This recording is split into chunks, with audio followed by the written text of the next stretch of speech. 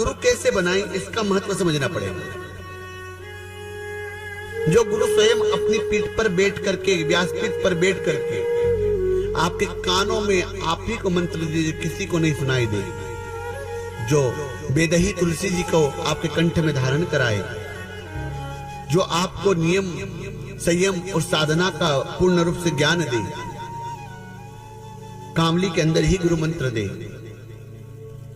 और पूरी विधिवत दे। और फिर गुरु कौन? गुरु से संवाद होना चाहिए। जो मन में प्रश्न हो, जो मन में चिंता हो, हमारे गुरु के समक्ष बैठ करके उसका हल कर सके। अब आपके गुरुजन बना तो लिए, वो आपको यही नहीं पहचानते तो वहां पहचानेंगे क्या? हमने कोई ऐसे गुरु का निर्माण कर लिया जो गुरु हमें यही नहीं जानते, हम उनसे कभी संवाद ही नहीं कर सकते, चर्चा ही नहीं कर सकते, बात ही नहीं कर सकते, मिल ही नहीं सकते, तो वो वहां पे क्या पहचानेंगे? क्योंकि माता पिता, पुत्र पुत्री, बेटा बेटी, भाई बंधु, पति पत्नी, सबका रिश्ता यहीं छूट जाना है। एकमात्र वहां पर जो रिश्ता जाना है वो गुरु और शिष्य का जाना है। अब आपका गुरु जो है वो आपको यहां नहीं पहचाने तो वहां क्या पहचानेगा? गुरु और शिष्य में आंखों से संवाद आ जाना चाहिए, ये मेरा वाला आ रहा है भाई।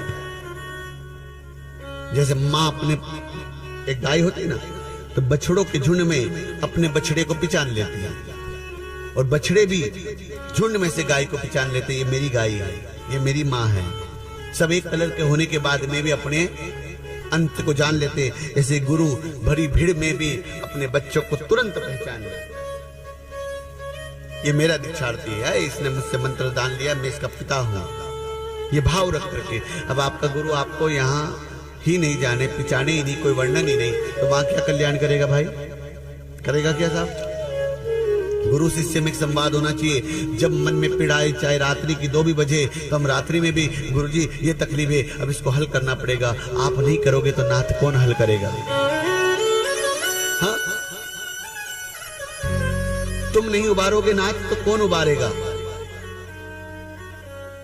एक ऐसा संवाद हो। अब आपके गुरु जी के पास गए, वो बहुत दूर, अच्छा उनके पास में जा पाए तो भी बड़े बड़े घड़े, जो सोने के घड़े, गाड़े की गागर की तो जरूरत ही नहीं है, तो फिर उस गुरु का कोई अर्थ रह जाता है क्या? अर्थ, धनपति तो उनके पास में एकदम नजदीक बैठ पाए, पर कोई गरीब हो उसको तो दर्शन भी ना मिल पाए, ऐसे भी गुरुजन है। और फिर आजकल तो भीड़ इकट्ठी करी, एक मंत्र बोला, आज से तुम शिष्य में गुरु, ऐसे नहीं, व्यासपीठ से विधिवत रूप से गुरु दीक्षा होती है। जैसे अभी परसों के दिन यहाँ पर गुरु दीक्षा होगी, उसका आप दर्शन करना कैसे होती है। जिनका हम चयन करेंगे उनकी होगी। अभी सब आ रहे हैं लाइन में परीक्षा के लिए, और बिना परीक्षा से दीक्षा नहीं दी जाती, खिलौना नहीं है।